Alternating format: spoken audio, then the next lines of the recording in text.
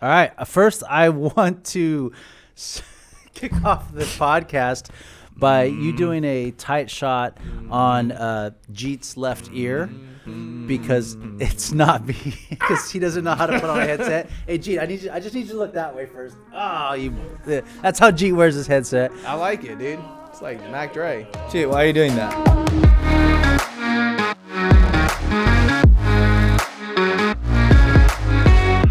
All right, so welcome to another episode. As you notice, if you're watching this online as opposed to hearing us, we do not have the pleasure of having Mark Von Kanel as part of our panel today. We can give you one guess where he's at. All right, if anyone can guess, please guess where Mark is today, guys. 3, 2, 1. Austin. Welcome to All Things Real Estate. From the very beginning here, we have Dave, Ben, and Jeet, the new addition to the team. This is our third take now because our team doesn't seem to be able to speak correctly, but we're really excited to be here with you today, Dave. That is a nice intro voice you managed to put on there, Aaron. But yeah, all kidding aside, we got Jeet here today. Jeet is the newest member of the VKG Real Estate Group. And Jeet, welcome. How you doing? I'm doing very well. Very excited to be here. Not nervous at all. Did you have to look down at your notes to see how you're doing? I am Jeet. How am I doing? I'm doing well. Thank you for asking. I'm not nervous at all. No, just kidding. But all right, on to the business at hand. Sorry, just sitting across from you makes me smile, man. It just makes me happy to be here. Do you guys know what day it is by chance?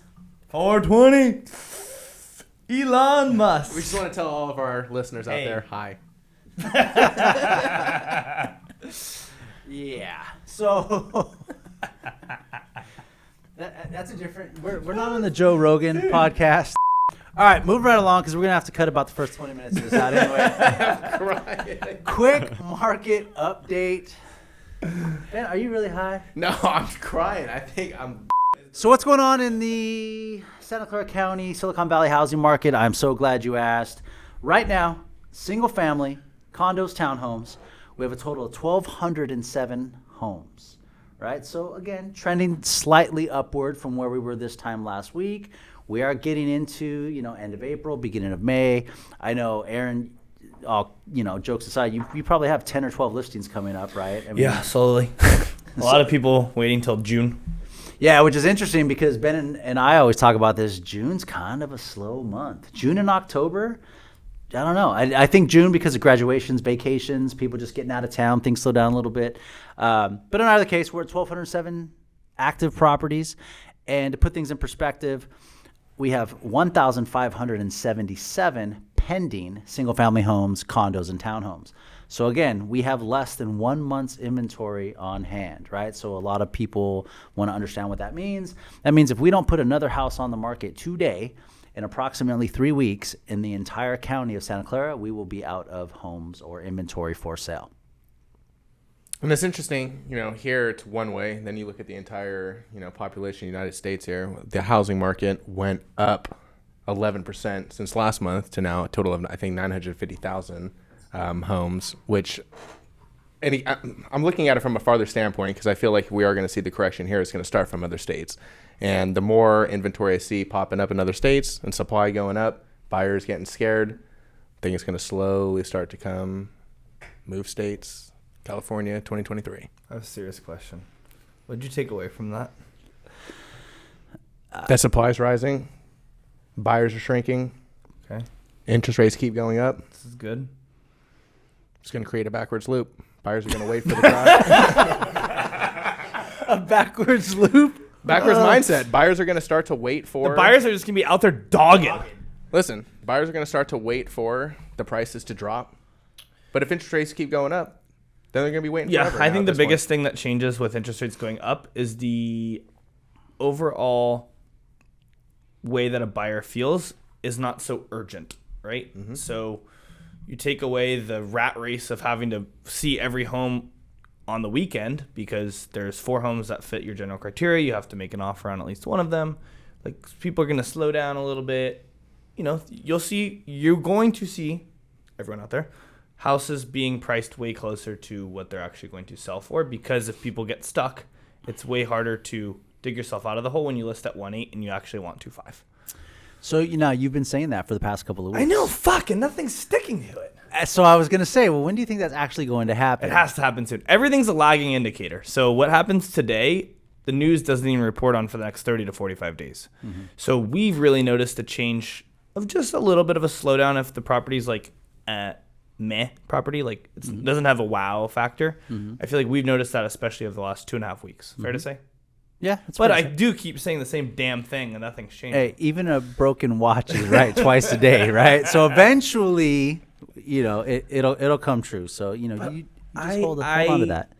If you want to sell in June, sell in June. If you want to sell in October, sell in October. The price change, it right. I mean, the change in the market isn't so drastic that it doesn't make sense to not sell anymore, right? Correct. Yeah, no, and the other question we get asked, and we have talked about this the past couple of podcasts, is recession, right? So when is a recession coming? I just got off of a Zoom with the CEO of Marcus & Millichap, who nationwide, one of the largest commercial brokers, and they were talking about how most folks are anticipating somewhere in the second half of 2023, we should see a modest recession, right? And one of the reasons why we believe it'll be a modest recession is right now there's $5.8 trillion in savings accounts in Americans throughout the United States. $5.8 trillion just sitting on the sidelines. Healthy or unhealthy? Well, the last round of stimulus I think was 5.9 trillion. So, I mean, they have pumped a lot of money into the economy. People have taken a lot of that money out and just have it on the sidelines waiting to go. So I think that and coupled with the fact that we have more home equity than we've had in a very, very long time, those two things are going to help us weather the storm and make sure that the next recession becomes a modest one versus something. What is the exact definition of a recession? Ooh, glad you asked. There's a very technical definition. It is 2 quarters or more of 2 quarters or more negative GDP growth. Bing bong. Bing bong. Hey, for barely graduating high school, that's pretty good. Yeah, and what I'm telling most people is when things do slow down, flatten out, correct a little bit, I think the max will be between 10 to 13%. So in our area, the biggest difference is when everyone hears the word recession, they instantly think housing. But the last recession was a housing recession. Yeah. Right. The 2001 .com bubble was not a housing recession, right, Dave? Correct. So it's definitely different, but the stigma that everyone has is housing. No, the housing market is not going to crash, at least here in not the Bay Area. Yeah, and actually, if you look throughout history, whenever there has been inflation like we're having right now, home prices have gone up and not down. Yeah, there was a time between 1960 and 1990 where we saw a similar situation where we were in double-digit inflation, interest rates were going up, but what ended up happening was that affordability went up because wages also increased and people could afford to pay more for real estate, and we saw the real estate prices go up instead of down. So this notion that when interest rates go up by 1% and real estate prices should come down, that's not always the case. Well said. Ben? Have you seen the drop off on jobs recently in the last week? I know if you guys saw Netflix today, the CEO came out, I think, last week. Totally stole my thunder. I think what Netflix is going to do is add ads. In fact, I wrote it right here. 100 million households are sharing Netflix passwords, right? So, and they just announced they lost 200,000 subscribers in the first quarter of this year. They've definitely hit a ceiling, and that's why they're looking to generate revenue streams in other ways, by doing ads, by cracking down on password sharing. Yeah, the amount of money Hulu has made from ads is nuts. Is it? How much have they made? No clue. I just know it's a substantially larger number. On their balance sheet, it just says nuts. It just says. It says we're dogging. We're dogging Netflix. Well, serious question though. What do you think is going to happen? Dude, seriously. What's going to happen if more jobs start laying off people and there's no escape Netflix route? Netflix is laying people off? Yes, tons of them. Michael Hone came Please in. Snopes this. All right. So a couple of things. In our valley, we do look at tech jobs, right? I mean, as long as tech is hiring, we typically do well. We are starting to see some laying off and consolidation, primarily in the mortgage sector. Right, refinances are down about 70% from this time last year. So Wells Fargo is laying off. We're seeing consolidation in the wholesale space. So definitely we're Who going. are they laying off? loan processors, admin, underwriters, some service people in the loan industry. Correct, right? It's because when the refi boom was happening, they needed all hands on deck. They were processing, as many refinances as they can. That has slowed down. Obviously, like I said, it's down 70% year over year. So they no longer need that internal staff to support that volume. So we are seeing a lot of layoffs in the mortgage sector. I don't see that translating over to tech per se just yet. I mean, you said Netflix is laying But off people in the mortgage sector, do they work We're gonna here, pull this down. or do they work in like North Carolina? Great question. Majority of them, there's Midwest, SoCal, so it's not having a direct impact here. But also, here's what happens. Appraisers are doing less appraisals, right? Loan officers are making less money. Local branches are making less money. So, I mean, we will start to see, it's not going to have a huge impact, but it does have a little bit of a snowball effect, because then those people slow down their spending and it builds into other areas. But overall, I think the health of our valley is great. Everybody has tons of equity. Stock market, how's the stock market doing, Aaron? Goes up, and then it seems to go back down. I thought Amazon was going to split here pretty soon. Yeah. My life is based on Tesla, Bitcoin, and Amazon. So Tesla and Amazon keep going down, but they went up, but now they're back down. How much higher can the stock market go? I mean, 40% of the cash that's been that we touch Printed. has been printed in the last 2 years. Mm-hmm. So are all of these companies vastly overvalued? You'll have to listen to our sister podcast, All Things Stocks, to find out if companies are overvalued or not. But I'd like to do a different segment, Jacob. Maybe we can just cut this and chop this up, and let's meet Jeet. So Jeet, newest member on the team, why don't you tell us a little bit about your background? I mean, we already found out that you like rubbing shoulders. But in addition to that, let's find out more about kind of where you came from and how you made your way into real estate. So a little bit of a background about myself. I was born in India. I grew up in Dubai, moved there when I was 6 years old. I spent 12 years in Dubai, did my first year of university in Dubai, and then I moved to London because that was the plan, to go to London and get my bachelor's degree there, finish university, and start start my career in London, because I was interested in consultancy business, and that was the plan. Then I got the opportunity. My brother joined the U.S. Army, and he could provide a way for me and my parents to move here. And I moved here about 3 years ago. I just got my permanent residency last year. Congratulations. And I was just thinking about what career I should get into, and I was interested in quite a few things. To name a few, investments, wealth building, marketing, talking to people, and I just found all of that in real estate. And I feel like last year was a good year for me to start my foundation with the right mentors, and now just joining and being a part of the team I feel like it's just going to give me that next step to really excel and propel my career. All kidding aside, we're excited to have you on the team, right? I mean, all three of you guys, right? I mean, Mark and I have worked together more or less over the last 9 years. The three of you being on the team has all happened in the last year to year and a half. And I can tell you, I'll speak for Mark as well. I mean, just having your guys' energy, optimistic view and outlook on, the market, but also on, coming together as a team, building upon each other's success. I mean, it's really been a blessing for myself and from Mark, two old guys in the business to help kind of keep us going, right? You guys keep us on our toes, keep us motivated and looking for opportunities, to bring to the entire team. So, Jeet, welcome to the team.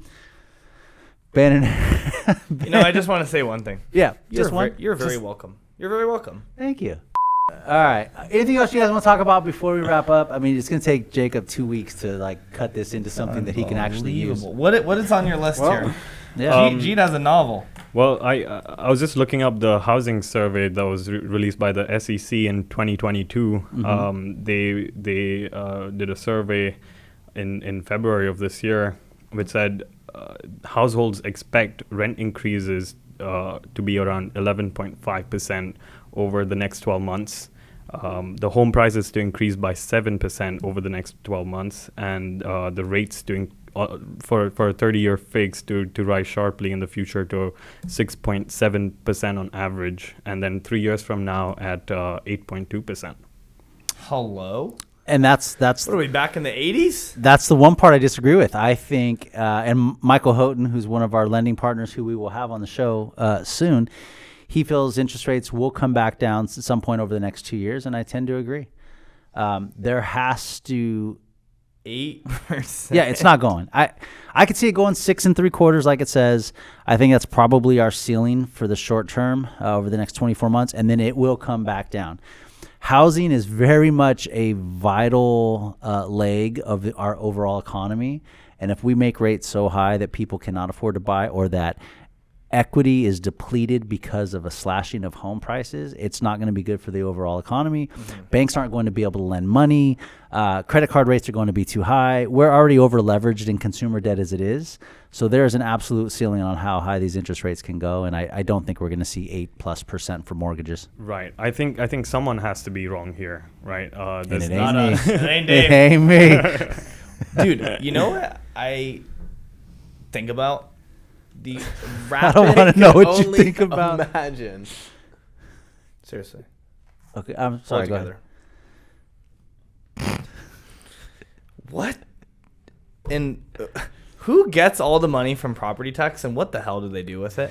Great question to ask Larry Stone, who is our Santa Clara County tax assessor. Dear Larry, what are you doing with all the extra money that you're getting from these ridiculous home prices?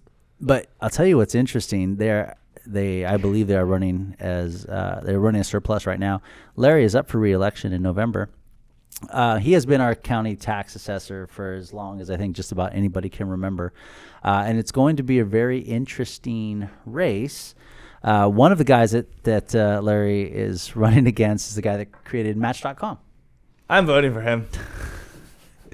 So The match Tinder swindler of tax assessors. But yeah, that is a very good question, right? Where are all these where's this revenue going for property taxes? That's crazy.